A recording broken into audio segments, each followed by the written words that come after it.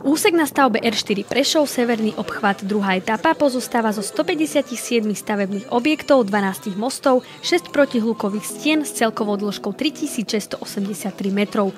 Súčasťou budovaného úseku je aj tunel Okruhliak, na ktorom Národná diaľničná spoločnosť slávnostne zahájila raziace práce.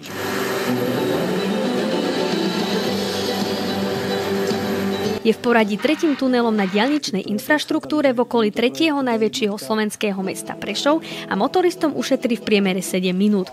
Úsek by mal byť dokončený do 4 rokov. Dlhý bude bez mála 2 km, 1700 metrov. Šírka je štandardná, je to diaľničný tunel, čiže to sú rozmery, ktoré sú štandardné na celej diaľničnej sieti.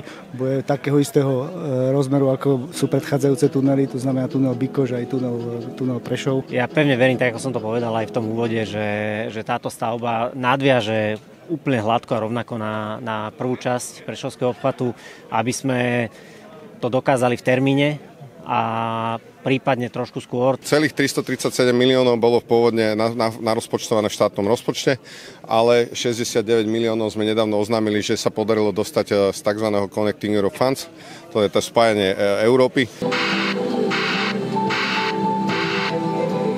Taktiež sme dostali na celú prípravu R4, to znamená na vyvlastňovacie konania, to znamená na to majetkoprávne vysporiadanie a zároveň na projektovú dokumentáciu na územné rozhodnutie, to znamená časť toho prípravného procesu je krytá z eurofondov. Tunel bude razený z oboch portálov cyklickým spôsobom.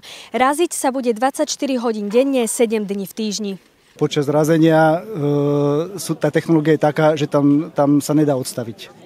Čiže pri každom odstavení tunela by sme museli všetko zaistiť a to by bolo náročné. V rámci tejto stavby a tých prípravných prác, či to boli výroby, či to boli tie hrubé terénne úpravy, všetko išlo podľa plánu a podľa toho, ako to bolo v harmonogramoch, takže pevne verím, že aj razenie tunela pôjde v tomto duchu. Avšak tá geológia nás môže vždy prekvapiť. Geológia v tomto tuneli očakávame, respektíve je predpoklad, že by tam mohli byť napučiavé horniny, ktoré v kontakte s vodou spôsobujú vysoké tlaky. Hlavne projektant, aby to nadimenzoval tak potom, aby to odolalo týmto tlakom. Aj tento obchvat Prešova, potom ako sme v piatok oznámili, bude súčasťou tých obchvatov, ktoré budú bez úhrady a bez povinnosti mať diaľničnú známku.